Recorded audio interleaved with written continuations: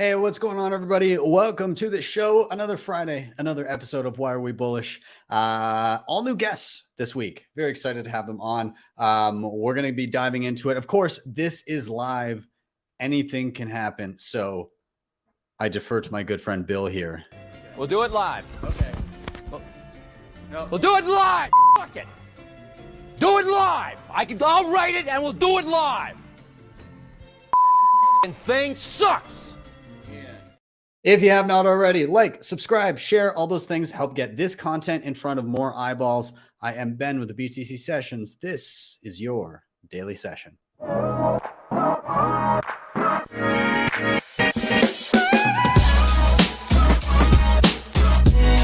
HODL the Bitcoin.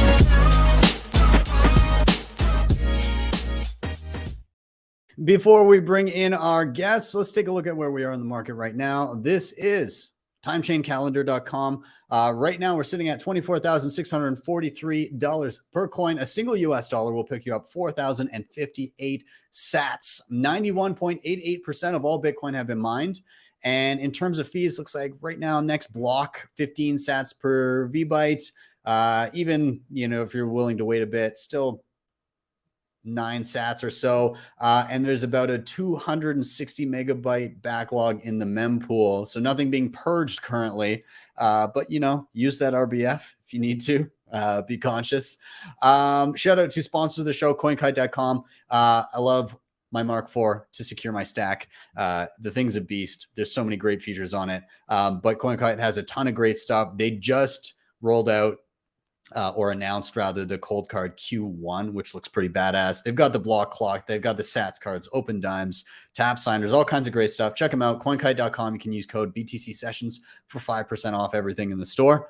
Up next, we got Nunchuk. These guys are working on assisted multi-sig and inheritance planning. I've done a full tutorial on how to use it. It's pretty badass. And one of the things that jumps out to me most about it is it's non-KYC. Up until now, if you wanted like a collaborative multi-sig situation to make yourself kind of, eliminate those single points of failure and have like a just in case key, you had to give up an arm, leg, an ID and your firstborn child to do so. Well, no longer. You can just go and do it with nothing more than an email address and pay in Bitcoin. So that's pretty badass. Check out the video if you haven't seen it. And just as a regular day-to-day wallet, it's also pretty awesome. So go back, check those out, nunchuk.io.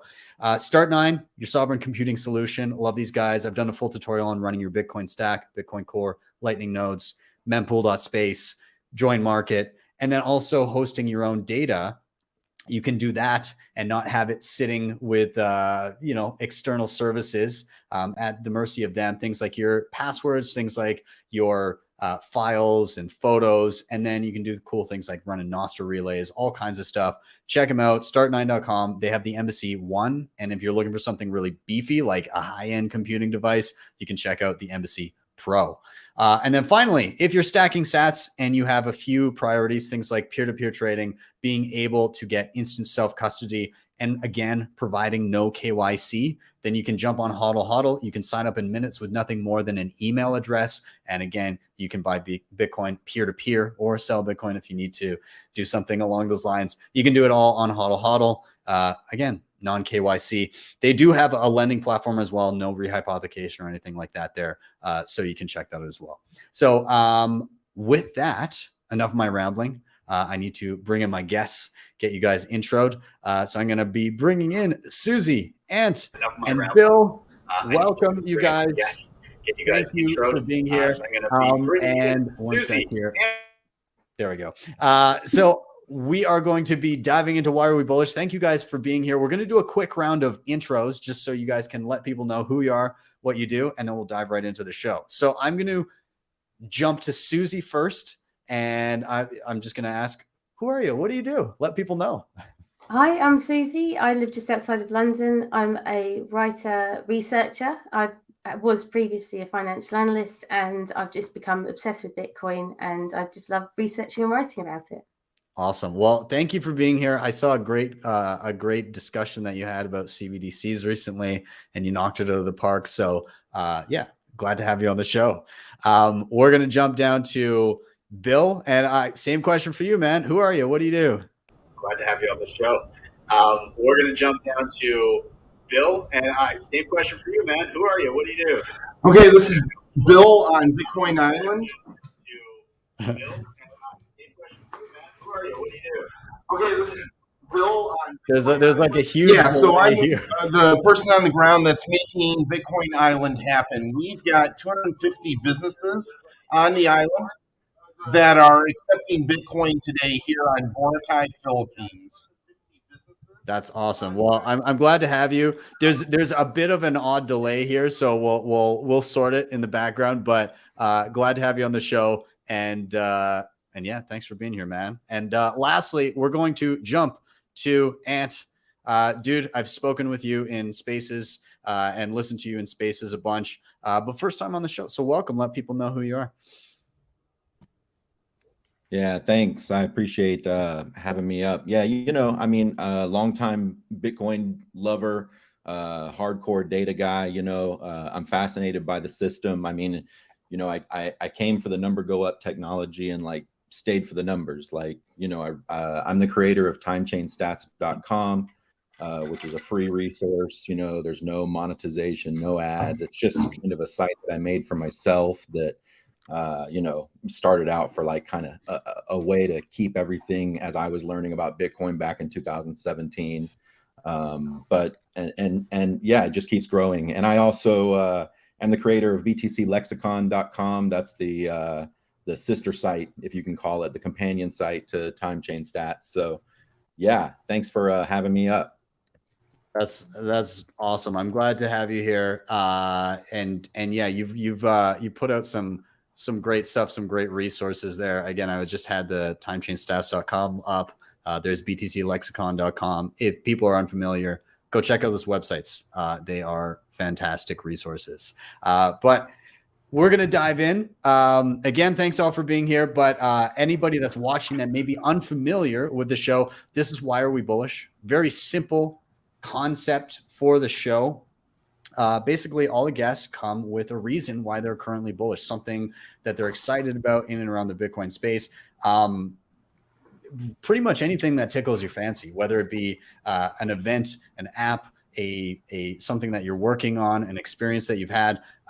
It doesn't matter, but people get to come and chat about what's on their mind. And then we get to discuss it. And so the rotation of the show, really simple.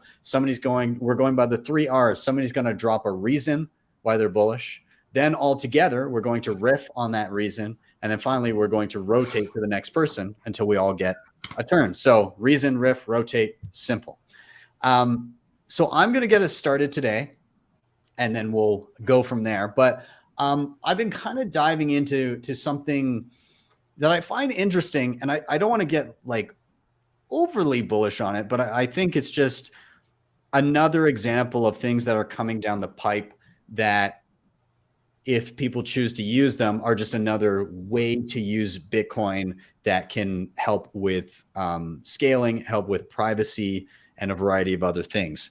And so this is around the idea of fedimints and Xiaomi and ecash and stuff like that. And there's definite trade-offs there.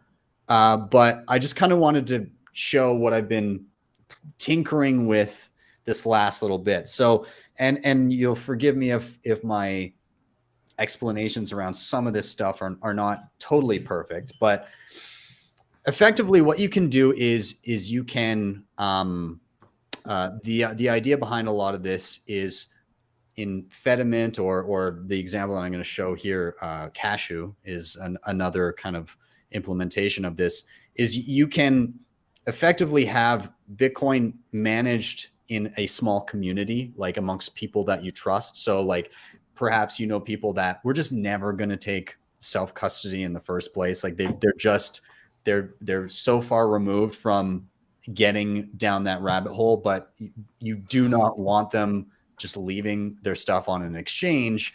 So maybe the next best bet is to have a type of either family or community model in which there can be like an Uncle Jim or a federation of Uncle Jims in your community that would manage a Fedimint, which from a user standpoint, effectively somebody in your community, they don't want to hold self-custody, but they can use something where they effectively gain from the privacy and scaling of Fedimint, because everything within the Fedimint that sits in that kind of community fund, you can transact with anybody in your community instantly for no fees. There's near perfect privacy in all the transactions. The people that actually manage, like if it's under a multi-sig, they cannot see who owns what. So even the people actually managing the on-chain Bitcoin cannot see who owns what. And then you can also transact from community to community or Fedimint to Fedimint via the Lightning Network. So it's not just domiciled in one place. You can actually intermingle with other Fedimints. I'm still kind of, there's a lot of stuff to take in with it, but I'm still wrapping my head around a lot of it. So I just kind of want to quickly show what I've been playing with. So some people might be familiar with LN Bits. It's basically like a toolkit that you can play around with different apps and create your own little apps with Lightning. And so you can set up a cashew wallet and you can fund it with Lightning, a Lightning transaction. And then you can start sending transactions that are done via Chalmian eCash, which is pretty much entirely private and is instant and costs no fees. So like this is an example wallet that I have here. You can fund it with Lightning. You can withdraw with Lightning at any point, and then you can then transact from person to person with eCash. So I've got two wallets here. I've got one on LN Bits and I've got one on this one, which has a fantastic name. It's called Nutstash.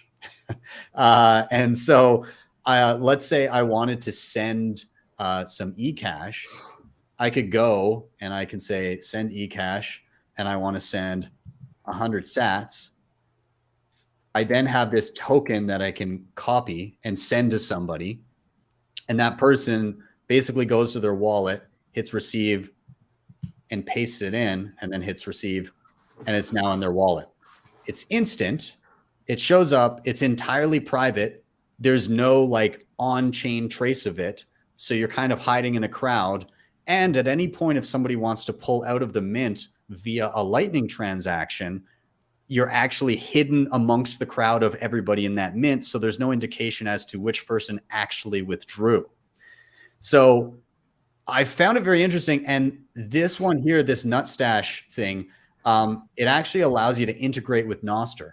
So you can actually pay individuals that are on Nostr with Chalmian eCash, which is entirely private. So like, for instance, here's Jack Dorsey's.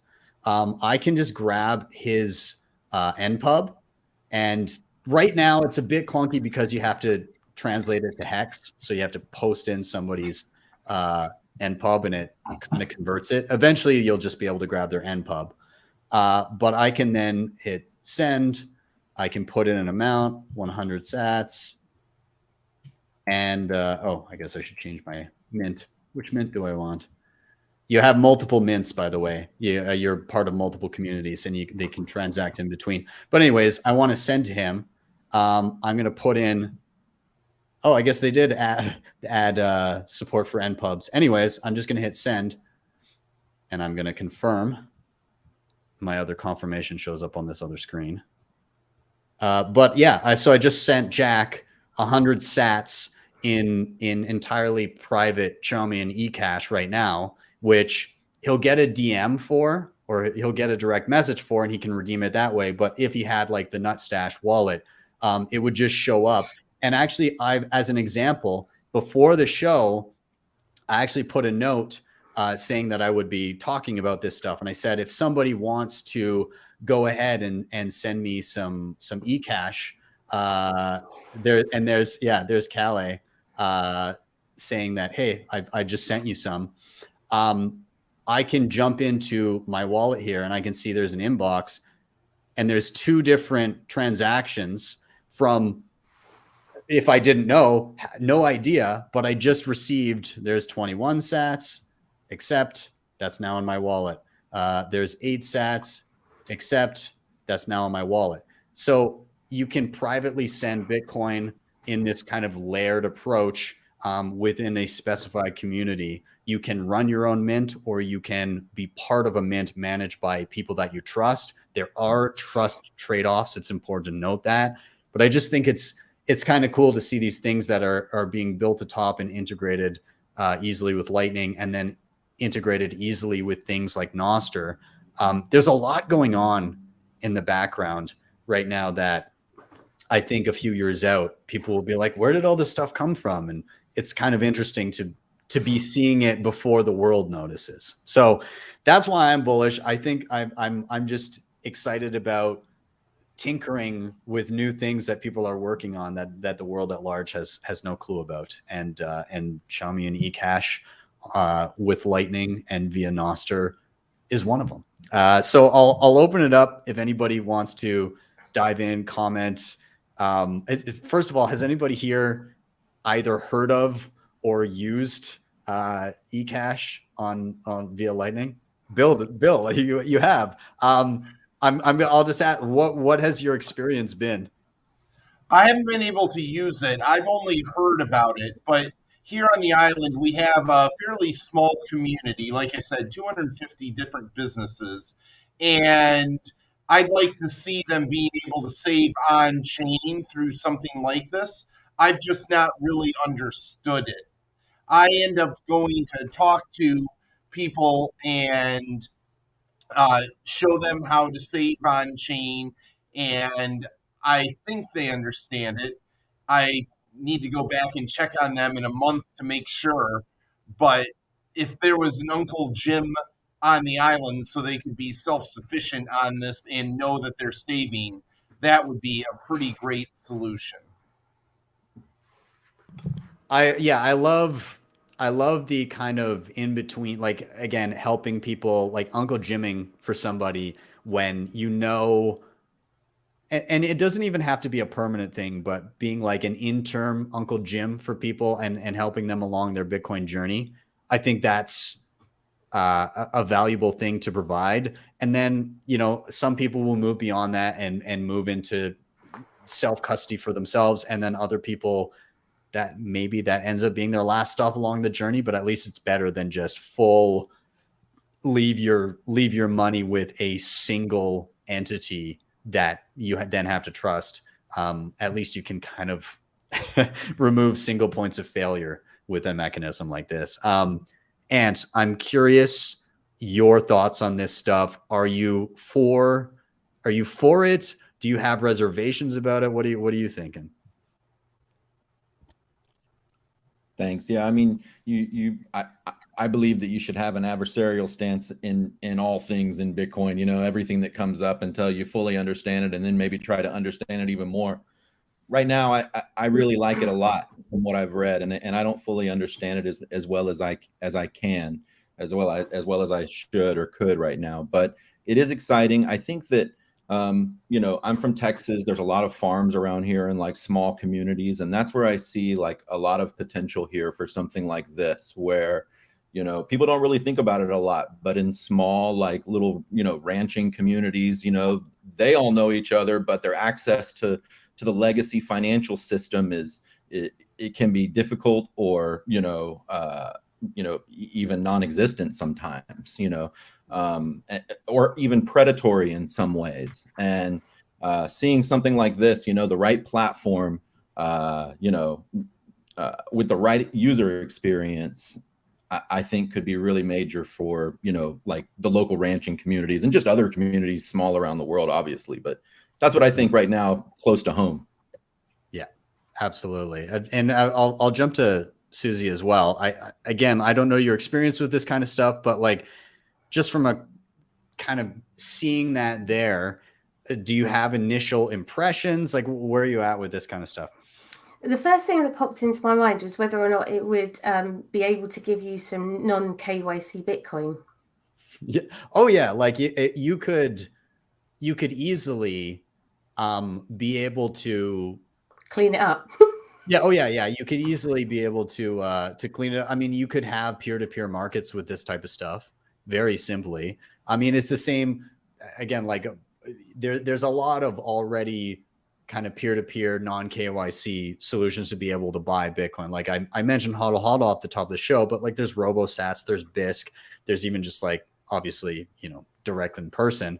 But you could easily integrate like a Xiaomi and ecash version, or have that as an option on one of those markets and be able to exchange whatever other value for, Xiaomi and ecash sats, or Lightning, or on chain, or whatever else people want. But yeah, obviously the interface right now is not going to be the simplest for people.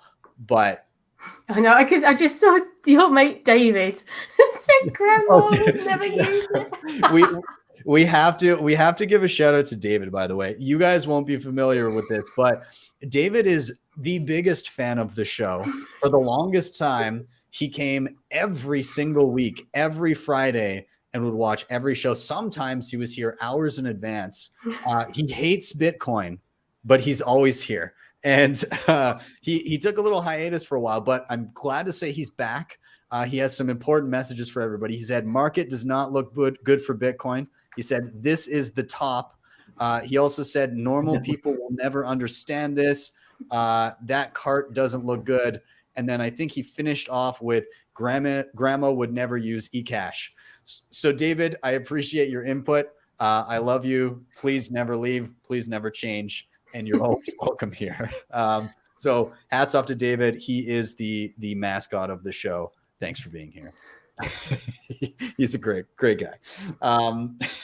Nonetheless, I'll kind of leave it there. I'm gonna and now I'm seeing more pop-ins of sats coming through the ecash here. So I'll say a quick shout out to everybody on Nostr that's probably watching this now, that is shooting off sats. I appreciate it. I will spread the love.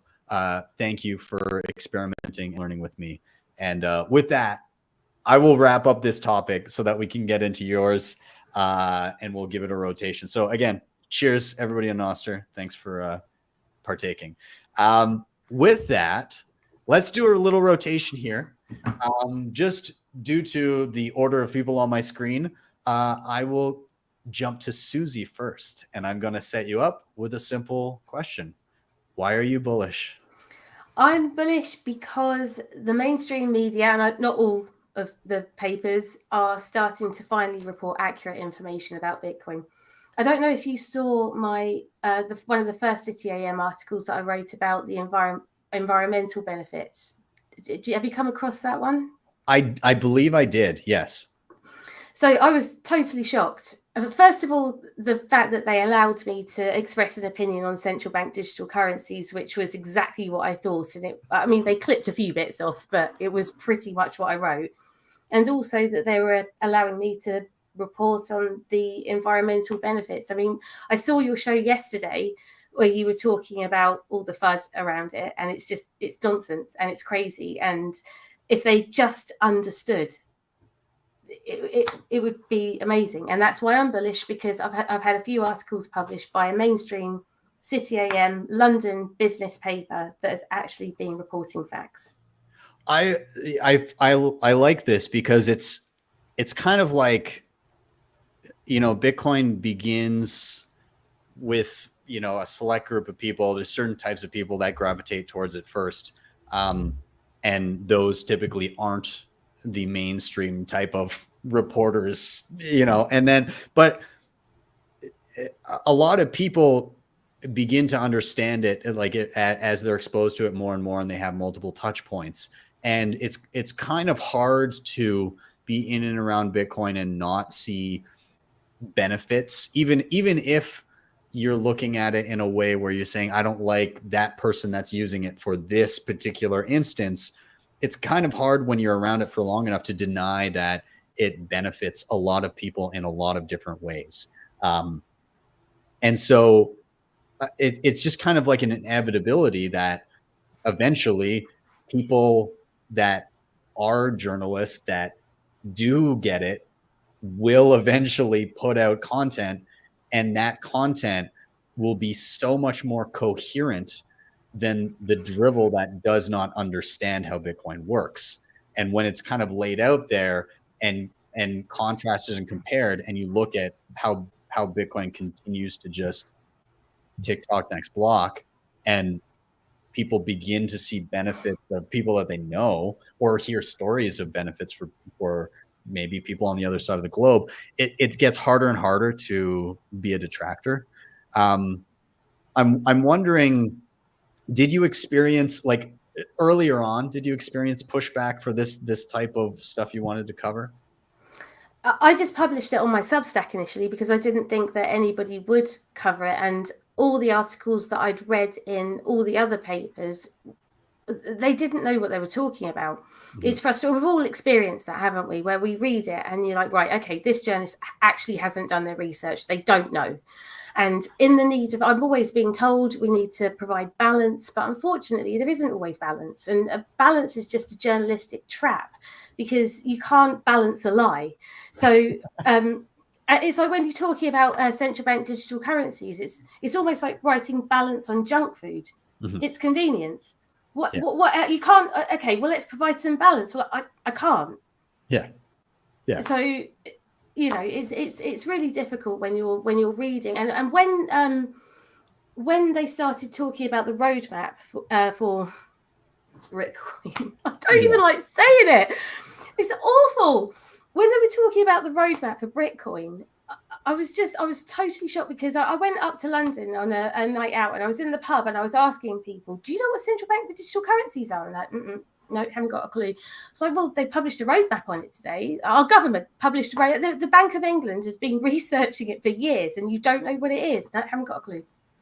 That's because when you actually read all the articles, I read articles in various different news outlets, and they were all pushing the good side.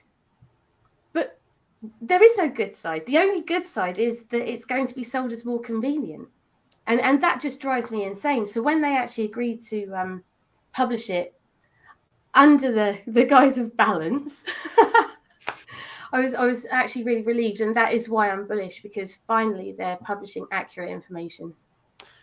That's good. I'm curious with the panel, if anybody wants to jump in and around how you see the trajectory of kind of reporting in and around Bitcoin, because we all know it's been horrendous up to now in a lot of instances. Like the good reporting on Bitcoin has been in the very absolute minority of cases. But how do you think it goes from here? Do you still think that there's just going to be major pushback and nobody's going to know what's going on for an extended period of time? Maybe I'll go to Bill first if you want.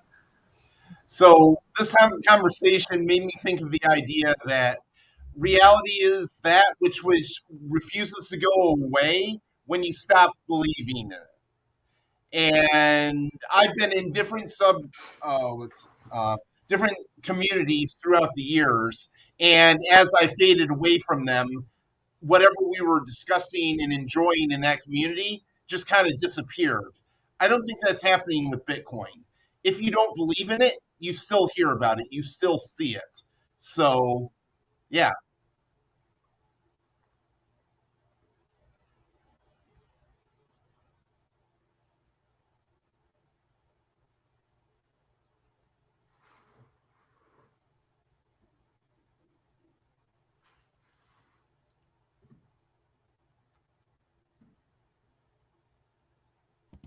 I don't think I can hear you. I think your mic is off. Oh. Can you hear me, Ant? Yeah, sorry. I can hear you, but okay. Here we go. You got me? Okay, yeah, sorry. Of course, in the narwhal. Did I go deaf? No, I was being an idiot. Sorry. There's multiple mute buttons, and many of them were hit. Anyways, I was just saying, I think you're right. Everybody's going to have their moment where they are the Peter Schiff of Bitcoin, where they're saying like it's going to die, it's going to zero.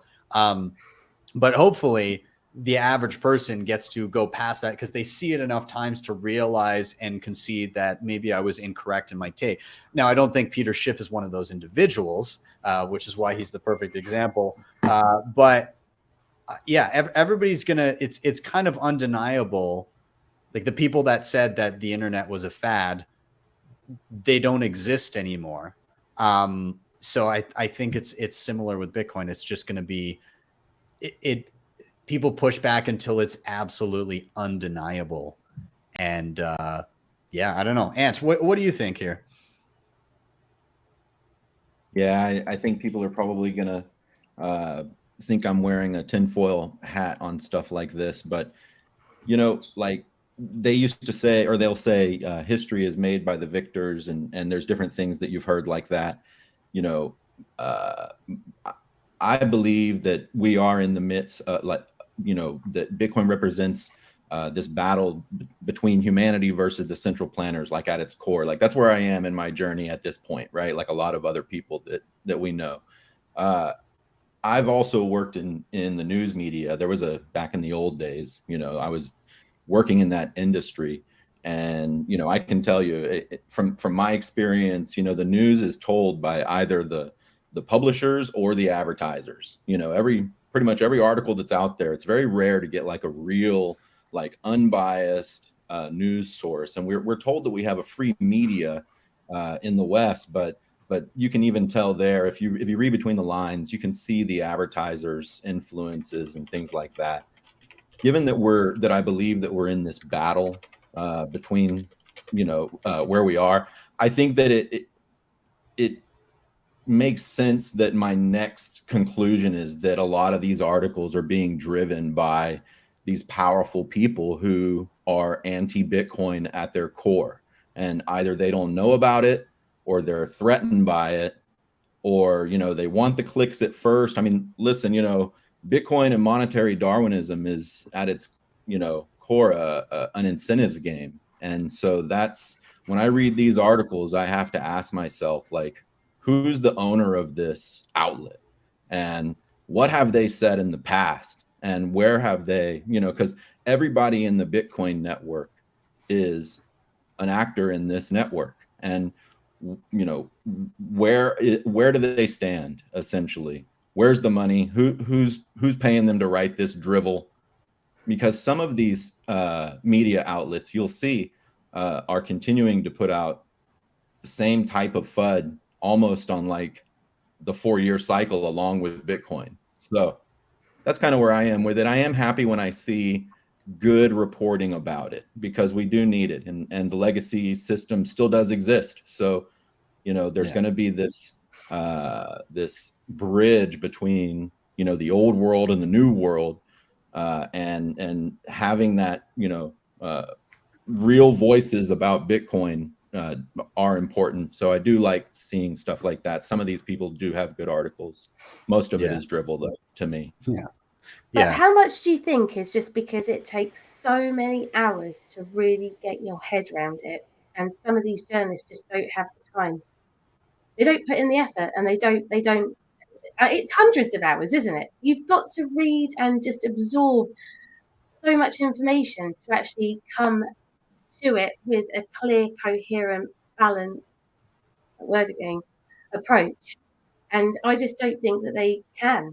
They're just like article, next one, article, next one. So it's a time poor thing too, isn't it? Yeah, and I mean, part of that is the incentives of fiat land, right? Like you were saying, nobody wants to put in the effort to research it. Yeah, because everybody's so high time preference. They want they want to quickly read some Cliff's notes. They want to go find Digiconomist and get some bullet points, and then write an article about it and pump it out, and then have a handful of ads on it and get the clicks, and then move on to the next thing. They don't want to actually understand it, do investigative journalism, and actually speak to experts that are in and around the space. They want to just, you know, what's the most sensationalist thing I can write, and then I'll put that out. Even if the article doesn't even reflect the title, it's like, you know, Bitcoin's boiling the oceans, and then like there's nuance in the article. Doesn't matter. They just want people to see the headline and the picture and then share that, and people they don't even read the article. They just form their opinion based on the title. But then it's also got to get through to an editor. So then you've got to send it to an editor, and then they've got to understand it and agree with it. And if it doesn't fit the narrative, they're not going to. So there's many different layers as to why this information isn't making it through. Yeah. It's yeah, like again, there's the saying, like, show me the incentives and I'll show you the outcome. I mean, that applies to people living in a fiat denominated world as well, where you got to be quick, you got to pump things out, you got to get eyeballs, people don't care about quality, it's quantity and attention. Yeah, so this is what we get for the time being until a bunch of low time preference people do it better. And so hopefully that's coming. So yeah, anyways, anybody have any final thoughts in and around like the whole journalism piece? Anything else you want to add in, or should I give it a rotate? All good. All right. I'm going to rotate then. Susie, thank you for that. Thank you for that topic. I'm glad you brought it up. And again, people watching, if you haven't seen some of the pieces and some of the stuff that the interview that you did recently, everybody here, their Twitter handles are in the description, but go check out Susie and see some of the stuff she's been doing, and hopefully you can help some of that proliferate more than the drivel that we've been seeing elsewhere. But with that, let's do a little rotation. And again, this time I'm going to jump down to Bill, and I'll just line you up with a simple question. Why are you bullish? Okay. So, hold on. There we go. So, I'm bullish because of Bitcoin in the Philippines. There's a few aspects of that are really going great right now. So, Strike and Coin Corner out of the USA and out of the UK are using pouch.ph as a Lightning service provider. So that means out of either of those apps, if you were to go to Send Global and then choose Philippines among the different countries there, they can send to any bank account or dominant e-wallet in the Philippines, so that the receiver side doesn't need to know anything about Bitcoin. In fact, through Strike or Coin Corner, they don't even really need to know about Bitcoin on that side either. But they can send money from America, UK, EU directly to the banking system instantly with no fees, just some spread on the exchange rate. To put this into context, every day 100 million US dollars is sent from overseas foreign workers to the Philippines. That's 100 million a day. The reports I've seen show that about 7 to 10% of that is lost to fees. So I want you to imagine the Joker in front of a giant pile of money that gets set on fire every day. That is what's happening. And if people understood that this was available right now, they could be saving that money. And one of the really great things is that would not be concentrated into one industry. It would be spread out among the working families all across the Philippines, that benefit. So that would be really great. And the other aspect here in the Philippines is Bitcoin Island, where I'm at right now. We've got 250 businesses that accept Bitcoin today. I live basically on Bitcoin here on the island. It's entirely possible to go do your groceries, whether it's at the locals market, the wet market, or at more Western style grocery stores, the little tinier ones here on the island. If you're coming as a digital nomad or a tourist, there are hotels, there's all kinds of restaurants, bars, services. You want to get a tattoo in Bitcoin? Blockchain is forever, but ink is close, and things like that. So all of that is available here on the island today. And I'm hoping that all of you consider coming to it. You can see right there under my name is pouch.ph Retreat 2023. That is a conference being thrown here on the island so that you can come for 3 days and live on a Bitcoin standard. That's awesome. I saw what you guys are doing down there, and I looked at the map of all of the all of the merchants accepting Bitcoin. I mean, it's for the size of the island, it's insane kind of what you guys have been able to do. And I watched a video of you talking about kind of your process of how you go to the merchants and how you try to onboard them. And I think it's unique in that Bitcoiners are notoriously bad at being able to be concise and not cramming too much shit into an initial conversation with somebody. And you even allude to it in your, when you're talking about like, this is kind of the process of like how we go to people and say like, hey, do you want to, accept payments this way? Here's the benefits. And you just kind of lay it out quickly. And then at one point you said, at this point, if they express interest, or they say, yeah, let's do it, you now have to shut up because people don't like, if you start saying more and being like, and then you can run a node and then you can do this, they're going to be like, holy shit, no, this is too much now. Like they've already said yes. What the fuck are you doing? Just let them and just take them through the simple process of getting them started out the gate, and then you're done. And then you can build on it from there when they get curious. But like, take the W and get the fuck out the door so that people can like, so that you've actually got the W and it doesn't turn into an L. And I think it's so important to have that mentality of like this. I myself did not even gain interest in Bitcoin in a single day when somebody mentioned it. It was a long process of first getting interested in it, and then second, actually learning about it. And I didn't have somebody with a fire hose to my mouth. I took it in bites, and you need to realize that the goal of like getting somebody to do something perfect on day one, well, I can respect people being like, it would be better if it was this way. The reality is that people will learn in bits and pieces. Not everyone will get to like the whatever people envision as the perfect Bitcoiner, but you can lead them down that path, and they're likely to go further down the path if you pace it in a way where it's digestible. But if you do too much too quick, they're going to stop at the foot of the path and go no further. And so I loved that chat from you. And then the other thing that I wanted to say about what you're talking about the international kind of like remittances and everything. I've seen some pushback on Twitter in and around like, oh, this is just like fiat and all that kind of stuff. Like I get it. I get people that are purists. Oh, just use Bitcoin.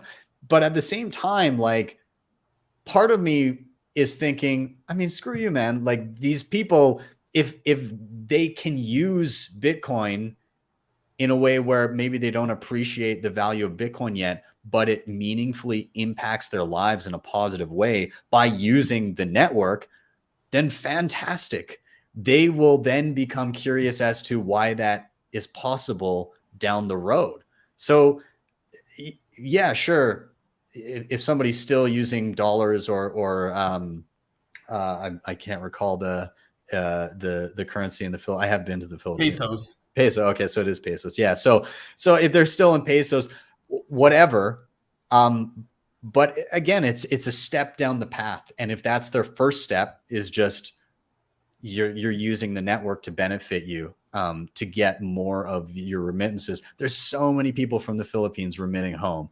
I worked on cruise ships for a while, and so much of the staff was constantly like, they go abroad and they're sending money home. There's so many, again, my wife's a nurse, and so many of her coworkers are from the Philippines and they send money home, and it costs them an arm and a leg to do so. And so if you can get as close to 100% of that value back to your family, and you get to use Bitcoin to do so, and it benefits you, then I don't know. I just find it kind of silly to shit on that idea. I think it's a positive thing. And sure, if we can get some of those people on a Bitcoin standard afterwards, then fantastic. So I want to open it up to either Susie or Ant to maybe like comment, add questions, whatever you want. So maybe Susie, if you want to dive in. So I think it was a couple of months ago, but time goes so quickly. So it could have been 6 months. I don't know. But Bridge to Bitcoin helped onboard my husband Rob's osteopathic practice. So, you know, we talk about pubs and restaurants, but he's an osteopath. And because he started taking Bitcoin and he was on the Bitcoin map, a chiropractor and another osteopath contacted him and asked him. And that's how it spread. So now it's even spreading into healthcare.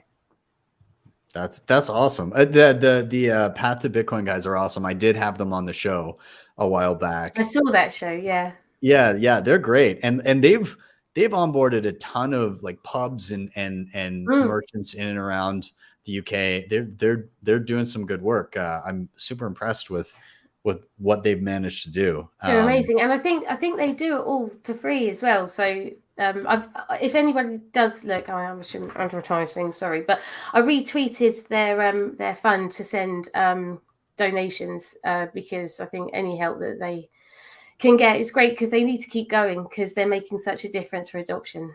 Are they on Geyser Fund? Is that what? Yes. Okay, yeah, I thought so. Yeah, the Geyser guys are doing a lot of stuff there too. Yeah, and besides the point, but yeah, that's great. I love them. I want Ant's take on this too. Had you heard of Bitcoin Island and everything down there before? No, this is the first I've ever heard of it. I just, I think my main questions that I have around that is just, what does it look like for the kind of the local adoption? Like, what are you seeing, and what is your biggest challenge, when you're trying to orange pill? Like, what's your biggest most successful ways in doing it? Okay. So one of the biggest challenges is getting access to the person that can say yes. If you go into a store, the owner is usually not there, and the employees protect access to that person. So you end up walking around a lot looking for the people that can say yes. Once we get and are able to talk to them, the value proposition is pretty clear, even though they more or less see it as an e-wallet that foreigners can use. That's really the extent of it. I don't even mention Bitcoin in the pitch until about halfway through, and it's only when I say, yeah, the foreigner probably has a Bitcoin wallet and they can scan this QR code. Bitcoin is not that important to their usage of Bitcoin. When one of us is trying to explain to our grandmother how to use the internet to send funny cat videos, I don't talk to her about TCP/IP. It doesn't matter. Bitcoin does not matter in this case because it's purely a utilitarian thing. They'll come back later. One of the businesses I onboarded now, she is one of the first members of Match My Stacks, which is a Bitcoiner process where she can save on chain, and a guardian angel out there will match her contribution up to about $10 a month, and that will keep going on until she ever withdraws. Then the game is over. So now she has a real reason to learn about self-custody, to start saving in Bitcoin. She has a 50% cushion on the downside for doing that. And so it's a great little program. And I was able to go into her bar and explain to her how important these 12 words were and give her a real reason to do it. And, an anonymous Bitcoiner in the West skipped a Starbucks and helped adoption. So that's all great. That's awesome. It can be difficult again to if you go about it a certain way, it can be difficult to get people to say yes, especially, in the West, it's a lot more difficult, I would say. But the way that you're going about it, when you just, again, it's a payment mechanism for them, and then it's potentially more later. I think in that situation, it makes sense for those people for that to be their first experience. In other places, for other people, it might make sense for something else to be their first inroads to Bitcoin. It's such a personal thing how you first come to Bitcoin, and it's entirely dependent on kind of your situation as to what that is. And so, yeah, I mean, I guess something is going right there in terms of you being able to onboard that many people. How many merchants did you say you have onboarded there? So we have 250 businesses. About 100 of them are going to be tourist oriented, and the rest are more locals. They'll gladly take you up on it, but we kind of keep them in a different category, if you will. The tourist oriented businesses tend to be a little bit bigger, a little bit more better organized, and get more traffic from Bitcoiners. So they are far more reliable. The locals businesses, they might not have anyone come in yet, and so they're family oriented businesses. Someone might have signed up in the family but didn't train and tell the others. We go through and sweep the island every now and then, and either retrain or kick them off the map if they've done that. Some of these businesses are mobile, and they were there when we signed them up, but they like the shade over there better, and we can't find them again. So yeah, that's one of the issues with the more locals businesses. Now, overall, one of the big things that we're dealing with and why we're having this convention is to get spenders. As people come and are spending, that encourages more businesses to sign up. It encourages people to keep training and retraining as staff changes. So you guys coming here, buying some mojitos and drinking them toes up in the sand is really part of the revolution. We're not asking you to get your pitchforks, just get a drink. I love that. And to add to the question there, to give people an idea of, you said, 100 kind of core like businesses that are focused towards tourism, but then overall like 250 businesses total so far, and that's constantly kind of, there's a flux and flow to it. But in terms of putting that in perspective to the size and population of the island, can you kind of lay that out for us? Yeah, so there's the island itself, which is, I think, about 10,000 people living on here. But for the tourists that's coming to the island, there's a thin part of the island where, everything tourism happens. It's about a 10-minute walk across. And then the tourist area, if you were to walk along the beach, probably a half hour, 45-minute walk. And most of everything a tourist wants is on that half hour, 45-minute walk down the beach and the 10-minute walk across the island. So you're really talking about everything being on maybe an hour walk to, if you weren't stopping anywhere, to go past everything. I mean, that's not time to stop and talk to people. That gives you a sense of how long it would take to walk through the tourist-oriented part of the community. That's cool, because it gives a better perspective as to how densely packed these merchants that are accepting Bitcoin is. Because it's like, you say, oh, Bitcoin Island, and God knows the size of the island, and it's, oh, I gotta take I gotta drive 2 hours to get to this one coffee shop, and no, but like, that sounds like you'd be able to walk down that kind of strip or across the island, and you'd be seeing multiple businesses. You'd encounter a lot. Yeah, I always know that we're doing pretty well when any tourist that comes here, I give them the 5,000 sat tour if they reach out to me. And when we first start, they want to take a picture. Oh, Bitcoin accepted. I got to take a picture in front of that.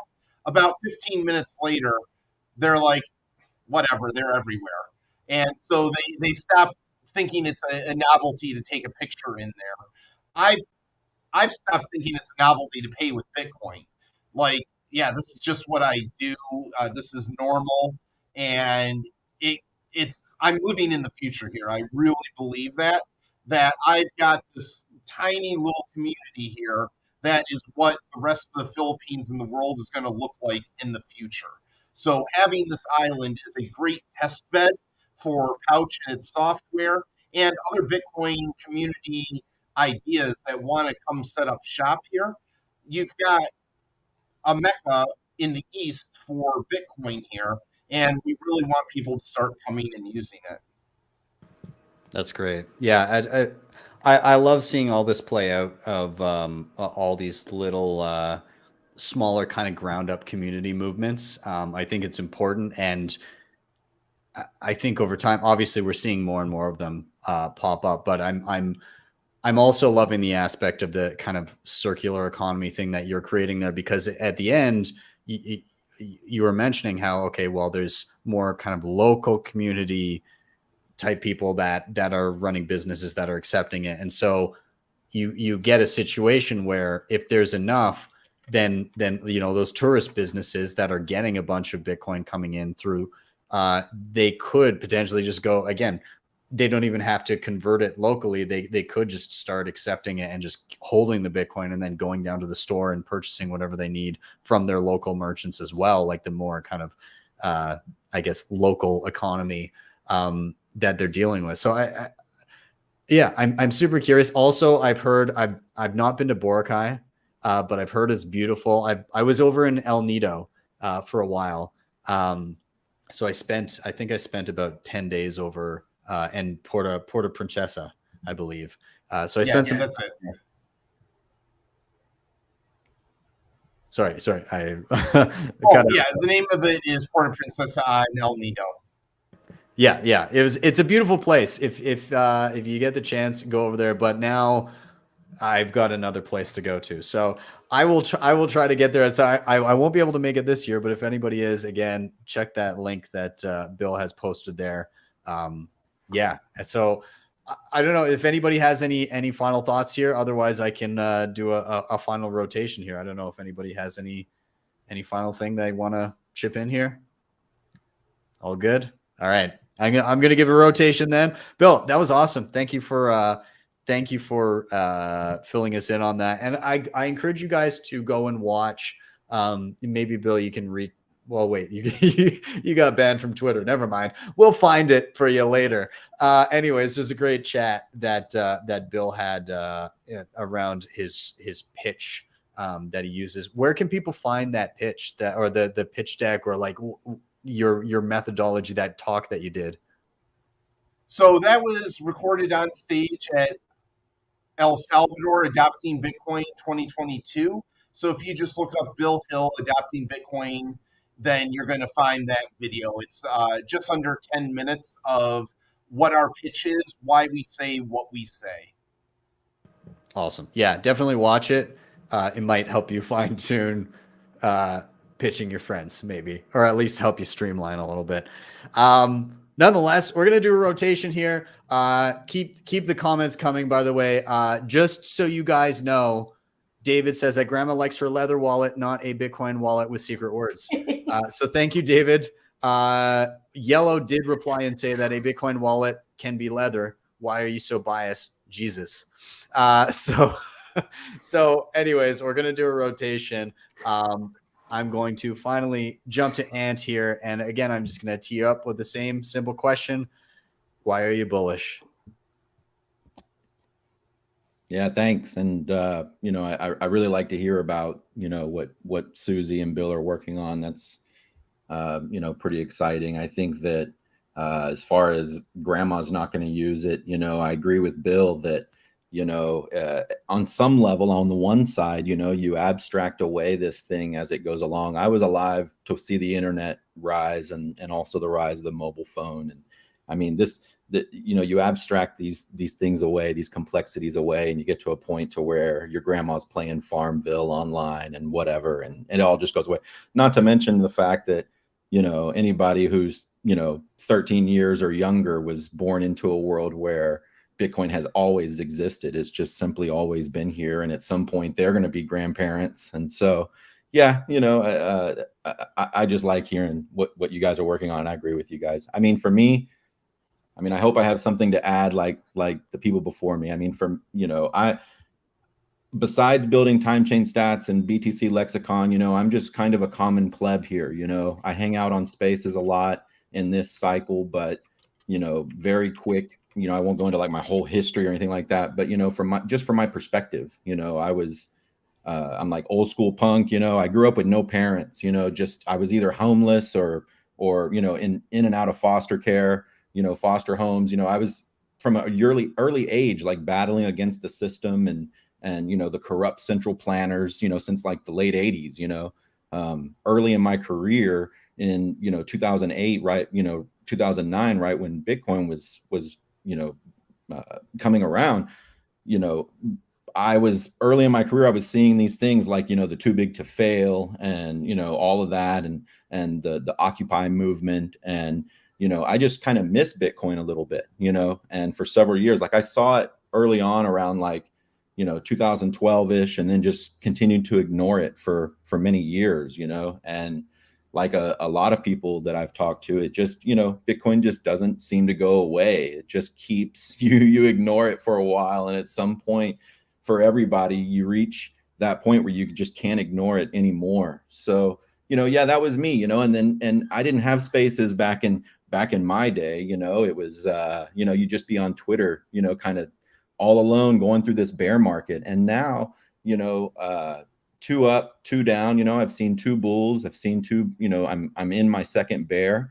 And I think that, you know, the biggest thing that I'm bullish on is just, you know, the people, you know, that I've seen. And besides the developments that are, you know, obviously the big things with Nunchuk and the great products that CoinKite builds, and, you know, the things that Strike is working on, and Azteco and Nostr, all these developments are really, really awesome. You know, the global events like we've seen in Canada and Lebanon more recently, you know, juxtaposed against what's happening in like El Salvador and Nigeria. I mean, like all of this is happening on the world stage.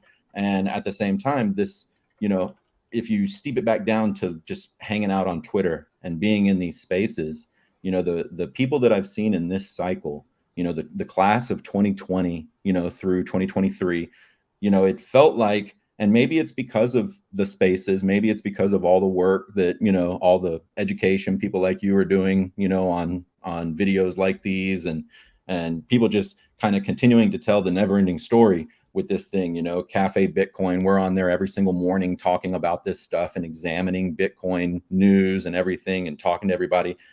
For me, from my perspective, as someone who came from the last cycle, like it feels like people were a little, you know, faster to the concept of Bitcoin only in this cycle. And I think that, you know, early on, I would see these spaces, and of course, we still all get a lot of these things wrong. You know, there's a lot to Bitcoin, and you know, as much as we may know, there's still so many things I personally get wrong. But it's like it's been fun hanging out with everybody and seeing everybody kind of grow together.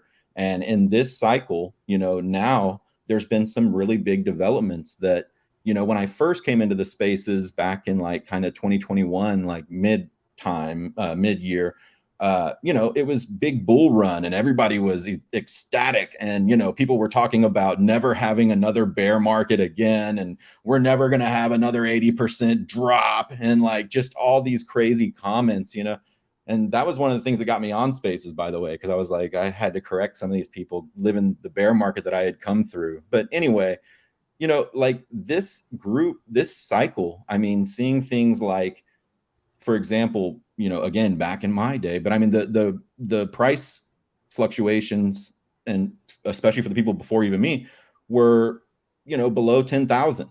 And now, I mean, it's like the swings between 69 and 20 are like very large, you know, depending on how you're looking at it and depending on where you came in. You know, the fact that we've had spaces, the fact that we've had the FTX contagion, and, you know, watching all of that melt and burn and, you know, in front of everybody. But yet it's still like TikTok next block, you know. And I think my personal favorite part of it is just watching these models break, you know, this cycle.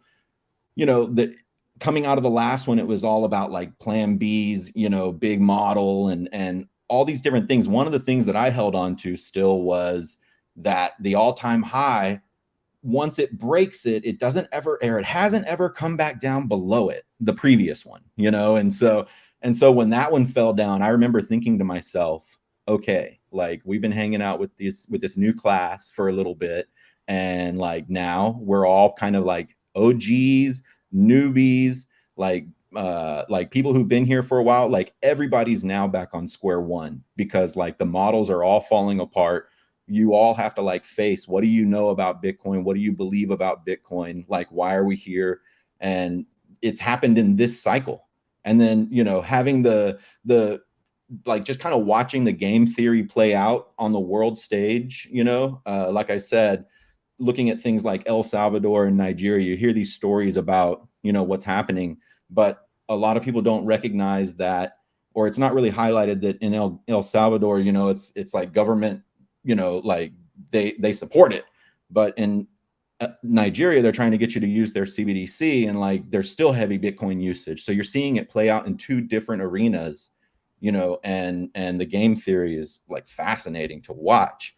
Meanwhile, over here in the West, everybody is fortunate enough to be wondering, like, is it a scam? Is it going to fall down one day? What's going to happen? And it's interesting to watch how it all plays out. And, you know, you see these stakes are like bigger each cycle, it feels like. And in this one, like in the last one, it felt like the biggest thing that could happen besides like a major, you know, exchange falling down would be like, you might get ripped off by your paid group leader or something like that. But it was all kind of like local, small stuff. Now it's like really big, like institutional money, like crashing and burning. It's like really big. So these are like very big scales. The money is bigger. And so then I'm just kind of bullish about, you know, what does it mean for the 2024 actors, 2028 actors? I don't know. Is it which one of those cycles is the one where, you know, the governments really start FOMOing in? Is it, and the institutions and the you know, the big money head, you know, like retirement funds and all of this stuff that we always talk about, like what cycle is that going to happen in? And then where is America and all of that? And where is the West and the Five Eyes network and all of that? Because it makes me feel like, you know, you have, is it either, you know, are they seeing what's happening in El Salvador either as like a test case, like, oh, what's happening down there? Or do they see it like I see it, which is more like the paint in a floor is filling in like around them. And, you know, it's like, when do they jump in? So yeah, really excited about that. I just think that this class has been through the ringer a little bit. You know, this has been a long, protracted bear market. I'm excited about this next cycle and about these new people coming in. I've a couple of things that I honed in on there. You mentioned the speed at which people kind of gravitated and understood Bitcoin and Bitcoin only. And that's definitely a phenomenon that I had not seen previously. There was a guy, so I do like private one-on-one sessions when people need a little bit more hand-holding. And so there's a guy I was working with last week, and he was like, yeah, so I came in about a year and change ago. And yeah, I kind of came in and like did the Coinbase thing and, you know, kind of got put through the ringer there. And anyways, so now and this is like over the whole course of a year, he's like, oh, I'm Bitcoin only now. I've got my node just arrived, my Start9 embassy. I'm setting that up. He's like, I got like my Coldcard and I'm setting up, I just need some help setting up a multi-sig to secure everything. And I like the trajectory of like his learning of like within a year and a bit, he understood the value of Bitcoin. He didn't want the riffraff of trying to like trade garbage. He honed in on like, oh, I don't want to trust. I want to verify. I want to run a node. I want to link my wallets to it. He's exploring multi-sig. He understands what's going on. He just wants a little bit of hand holding and like nodding and saying, yes, you're doing it right. But like the amount of knowledge that this guy was able to parse through in a single year in Bitcoin, I could not even fathom having been where he is 3 years into my Bitcoin journey. Like when I started, I thought I knew what I was talking about, and I did not. And I mean, I guess you can always say that about any point in the history of your learning. You know, you always hopefully know more than you did previously. But yeah, it's been so quick for so many people, and the humbling of everyone that has been around, because, you know, I was one of those people where I was like, yeah, it tends not to drop below the previous all-time high. Like, that's probably not going to happen. And then that just dissolved. And you're right. It makes you question, well, if the only reason you're here is because you thought that the fiat value of Bitcoin would not drop below the previous all-time high within a cycle, then maybe you left. But at that moment, if that was your reasoning, then you then have to question, yeah, why am I here? What do I actually know about Bitcoin? Is my conviction still just as strong? Am I still as convinced about what is being done here, that the price, despite the fact that it dipped below my expectations, is in truth irrelevant in the short term?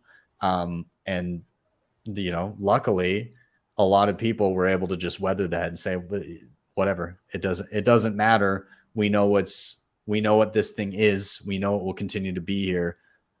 So let's just ignore the short term and continue on. So yeah, very well said. I think a lot of people learned a lot of things this past cycle, and I think the learning curve is exponential, and I'm excited to see what we'll see next. I want to ask Susie, maybe, what do you think that we'll see in the coming cycle? What do you think will rhyme, and what do you think might be some new things that we come across? It kind of links back nicely to the reason why I'm bullish. I mean, when I say that I published 3 articles, 2 on CBDCs and 1 on the environmental benefits of Bitcoin in a London city newspaper that goes out to 2 million people a month, the reach is insane. And that's a lot of people that are being exposed to information, correct information, that they wouldn't have otherwise been reading. So that's exactly, it almost feeds, it's a full loop, isn't it? Yeah, 100%.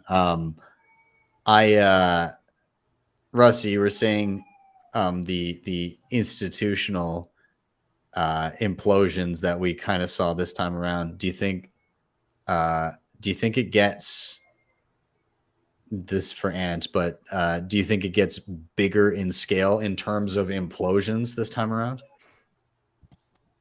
I mean, I'm no economist, but just from, you know, gut reaction and from me sitting on the sideline and watching it with my popcorn, I mean, it feels like, yeah, you know, in the next cycle, if it is these, if it does continue the trend of being bigger money each cycle and bigger stakes each cycle, then, you know, I mean, these legacy players still exist, and they're still going to try to run their scams.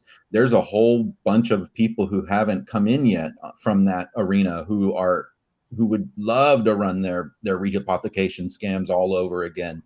So we'll see it again. The hope is, though, that the other line is trending. If you put it on a chart and you see, like what we've been saying, that, you know, it feels like people are getting to Bitcoin only faster with each cycle. Then hopefully that there comes a point where, you know, you're getting that option at work to take Bitcoin as a part of your payment. You're going to the vending machine and you're seeing the Bitcoin option there. You know, it's becoming everywhere to the point to where people are you know, trending upwards on that line. Then yeah, it's like you'll have it on both sides.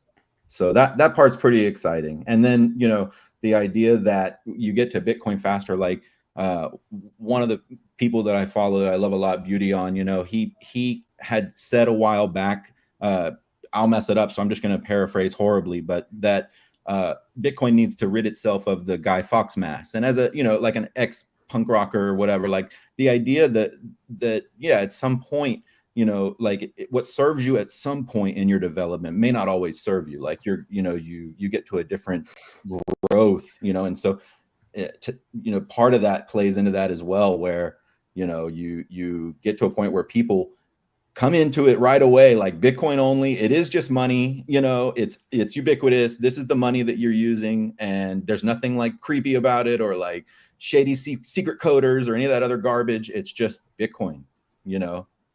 That's why good information is important, though. Yeah, absolutely. Yeah. And perhaps that will help them get there quicker. Yeah, I hope so. Yeah. It's, yeah, Bitcoin's definitely, it's no longer a baby. It's maybe in its awkward teenage phase right now.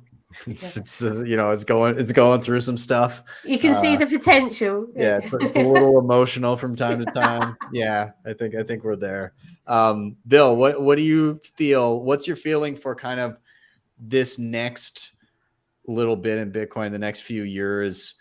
What do you think that we'll see in terms of, you know, similar narratives playing out versus maybe some new things that we haven't seen before? Well, in some ways, this is my first cycle. I came to Bitcoin later than I probably should have, but you know, I've definitely read the history, just not experienced it. Like those 80% dips don't look that bad on a chart, but they feel a lot different when you're on the roller coaster than when you're in the line watching the roller coaster. I guess I'm seeing things play out here, and that's what I'm kind of thinking about right now. Like, we are getting news coverage, and whether it's on CSNBC or the different articles that get written about Boracay and so on, and businesses are coming to us to sign up. Or even better, they're not coming to us, they're just signing up. And I see, oh, hey, I recognize that name that just signed up. Let's go talk to them. And so they are self-onboarding slowly, but instead of me out pounding the sand, they are coming to us. So there's been about 7 businesses that have proactively signed up without someone going to visit them on this island. I mean, you know, those are all tourist places. That's nearly 10%. You know, 7's not a lot, but it's a start. You build, so I guess adoption is a ladder. And the first part is have a positive outlook on Bitcoin. And you see it enough on this island that is happening. Then is signing up for a wallet, and then accepting payments in your business. And someone just asked me, instead of using Pouch that converts it to pesos automatically for me, can I just keep the Bitcoin? Like, all right, you know, we're on our way. There's your win, right? Like it's exactly what we were talking about before. Like their first inroads is, oh, these are easier payments, or as you know, this will make it easier for people coming into my shop to pay. But then, oh, maybe I want to keep the Bitcoin. And yeah, that's a fantastic thing. And you know, a lot of us, myself included, think a bull run is coming soon. And now there's all these businesses that have money coming in, and Bitcoin is going up. I'm looking forward to some calls. Yeah, that's what'll end up happening too. You'll be inundated at the top. is what's, and then you know, those people will earn their stripes through the following bear market. But you know, that's maybe again, to answer earlier point, we lived on all the models the last run, but I don't think a super cycle is yet in our near future. So yeah, we'll see how that plays out. Anyways, guys, I'm gonna start rounding out here. The way I like to end the show usually is just do a quick round of any final thoughts that you may have. So anything you feel like you didn't get to say, or just like anything you want to sum up, would be awesome. But then I also want to give the opportunity to everybody to recommend something, and that's something, it's really loose what it could be. It could be a website, a podcast, a book, a video, an application, a device, something that you found useful somewhere in your Bitcoin journey and that you think people should check out in any way, shape, or form. So whatever that may be, feel free. I'll kind of just round out by saying I kind of love the progression and trajectory of Bitcoin. Kind of honing in on Ant's last topic, but it ties into what was said by Susie and Bill here. Is we're seeing progress, and yes, it may, when you're in Bitcoin for a long time, it may be like, oh, is it going to happen yet? But in the grand scheme of things, Bitcoin has not been around for a long time, and a lot has happened in the past 13 years. And so, yeah, each kind of cycle, yeah, you get the hype and you get the noise, but there's a lot of important, very valuable things being built as well.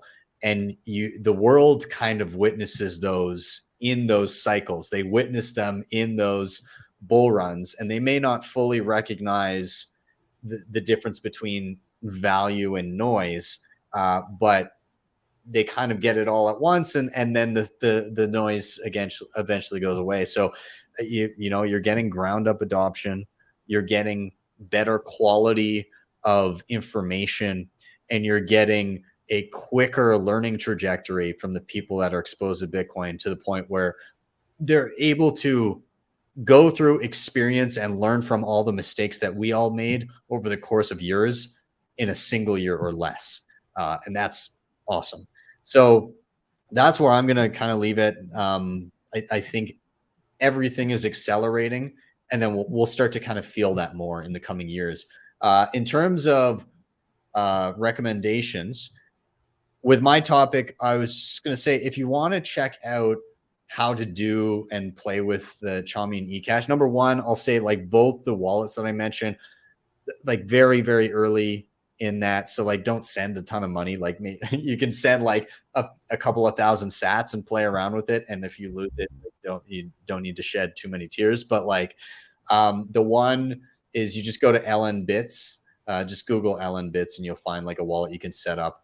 The other one is called nutstash.app.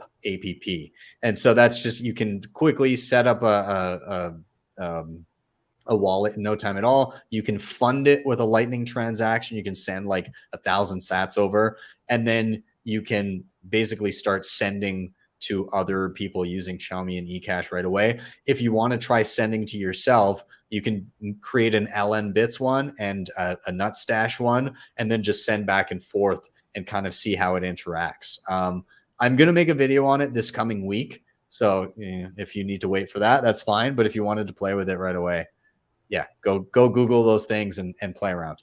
I'm going to toss it to Susie, and just any final thoughts, recommendations, take it away. No final thoughts, but a recommendation that I have is the illustrator that has been illustrating a lot of the articles. It's Slacker X, and you can find them on Twitter, Slacker X3. And you can see in the background, I've got the pictures here, and they were done especially based on my articles. So they're very specific, and they work for Bitcoin only. Oh, awesome. Sorry, where can people find them? Slacker X3 on Twitter. Slacker X3. Okay, awesome. Everybody go check them out. Yeah, that's awesome. I'm going to have to take a look at that afterwards too. You really should. Honestly, the illustrations are absolutely amazing. The detail is phenomenal, and the skill is second to none. That's fantastic. Well, that's great. I love encouraging physical artists to continue creating. Bill, I'm going to toss it to you. Final thoughts, recommendations. Take it away. Okay, so of course I'm going to recommend coming to my retreat. The URL is there, but I should probably talk about something else. Light Sats is this tipping mechanism where you can pre-fund tips, print them out, and then hand them out. And one of the good things is, if they don't collect those sats in whatever time frame you set, you get the sats back. And that has a bit of proof of work in it, in that, I'm not there getting them to sign up right now in front of me and just accept the money, and maybe it goes somewhere, maybe it doesn't. By the time I hand this to them, I leave, and then they decide to onboard themselves and accept their first Bitcoin. Then that is some proof of work, and that's someone that's probably going to use it. And if they're not, I got the sats back, and later they will remember that generous Bitcoiner that tried to give them free money and didn't actually have to give it up. So I see that as a good thing. One of the things I want to do is I'm playtesting them here. These guys are really responsive.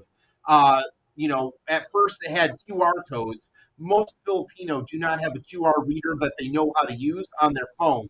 So very quickly they went to a 3-word entry onto a web page, much more usable for this target audience. And so I've printed those out, handing them out. And if this goes well in trial, I want to have these for the people at the convention to be able to pick up and hand out to the world here on Bitcoin Island. That's really cool. I like that they hone into the needs of local communities of like, oh, this makes more sense here. Yeah, that's great. And lightsats.com, I've played with it before, actually. Super useful. It's a lot of fun. So yeah, check it out if you haven't already. And I'm going to jump to Ant. Finally, final thoughts and recommendations. Take it away. Thank you. Thanks again for putting on a good show. I'm happy to have been a part of it, and thanks for inviting me. I think that for some recommendations, I think that I just want to do it in 2 ways. First is just kind of my basic orange pill pack. I think that the 3 pieces of reading that I recommend the most for people starting out is, and even for people who've been in Bitcoin for a while, because it's about, you have to understand money, is, and they're all pretty much available online for free, which is Shelling Out: The Origins of Money. That's one of those that I keep giving out to people, and should definitely go read it if you haven't. And then of course the Bitcoin Standard, oldie but goodie, and then even, it's kind of basic to say it, but the white paper itself. Listen, I had said earlier in the show that I had ignored Bitcoin for many years. A large part of that was because I didn't take the time to read the white paper. So, it's not some big mystical document. It's, that's hard to understand. It's 9 pages and it's really easy to read. So definitely check that out. As far as like the products that I really like, I like what Nunchuk is doing. I really love that, the product that they have. And then CoinKite, huge CoinKite fan club. And then of course what they're doing at Azteco. I love those, those companies and what they're working on. And as far as websites, of course, I've got to throw in my plugs for BTC Lexicon and TimeChainStats.com. I built those sites out of a labor of love for myself. Like I said, coming in 2017, there was a lot of different, information all over the place. And, as a web developer, it's easy for me to throw it all together into one spot. It's deceptively deep in the amount of stats and data that you can play with. And I have a really big update that's coming long time in the works, but it's coming actually very soon now. So very excited about that. It's going to catch a lot of people by surprise. And my whole thing is that, this data is really important. It needs to be out there for free, not behind paywalls, not behind user accounts where people are selling your data to see it. I mean, any of that kind of stuff. So, these 2 websites, no shit coins, no sales, no ads, other than me or people who use it, who I'm so grateful for. They tend to pump it a lot. No copyright, no user accounts. And then of course, if I'm not on those 2 sites, then definitely, I'm checking out TimeChainCalendar.com, which is, my buddy's site. But that site is so awesome. Like when you first look at it, it's like, oh, cool. Look at all these, numbers and like dials and stuff. But when you really start scrubbing, on the bottom and going through the blocks, like it's really cool and it's packed with information. So definitely check this out. It looks good on all the different screens and stuff. And then of course, it's Bitfeed, but you have to go to bits.monospace.live. But I absolutely love Bitfeed. Big, huge fan. And of course, I can't leave out pricedinbitcoin21.com.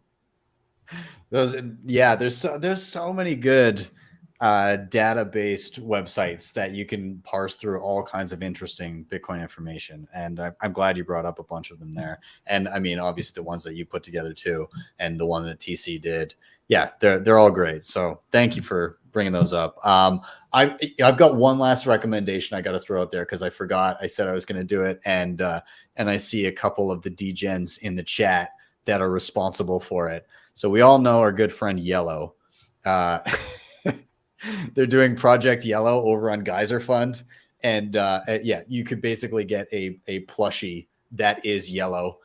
So I have purchased and through which you can support the Meme Factory, which consists of Yellow and Greg Zage and Big Sean Harris and Becca, the World of Rusty. They're all over there. Anyways, if you enjoy the hilarity that ensues when they do their pods and when they're on Twitter, and you just like the idea of having a hilarious yellow plushie somewhere in your house that they are putting through a factory, then yeah, feel free to do that. Or if you just want to drop a few sats because you think you like them, then be sure to do that. I will have my yellow whenever it gets created, but it's over on Geyser Fund.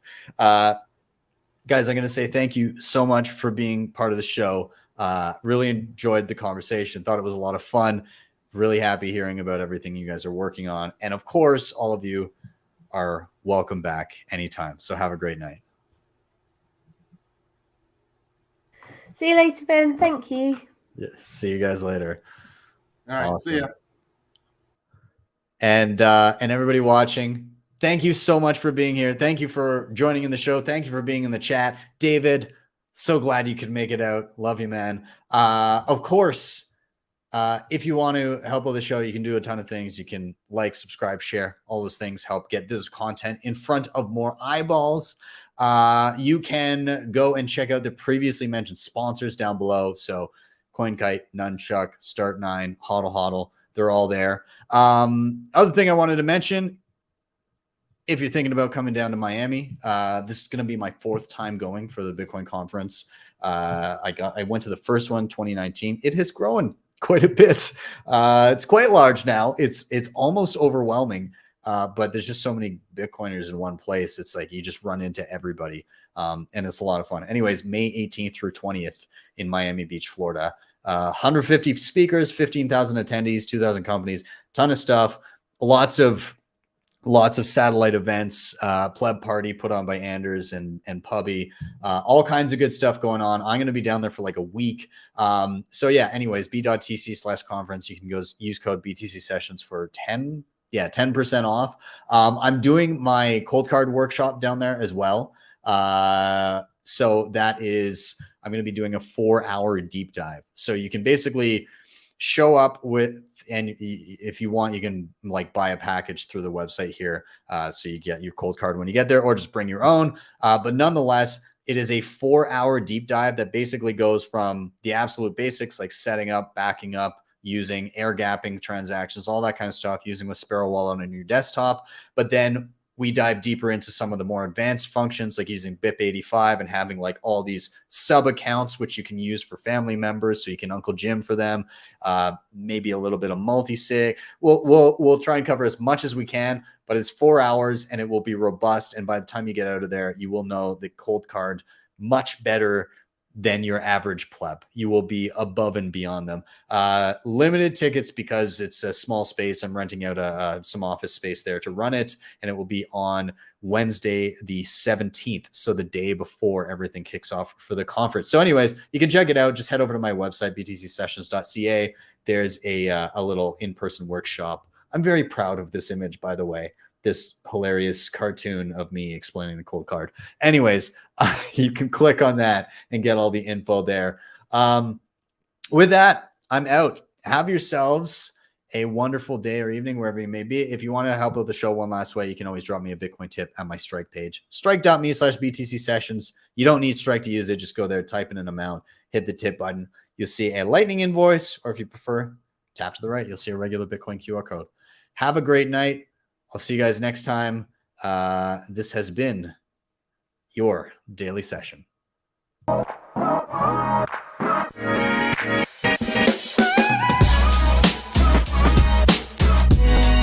HODL the Bitcoin.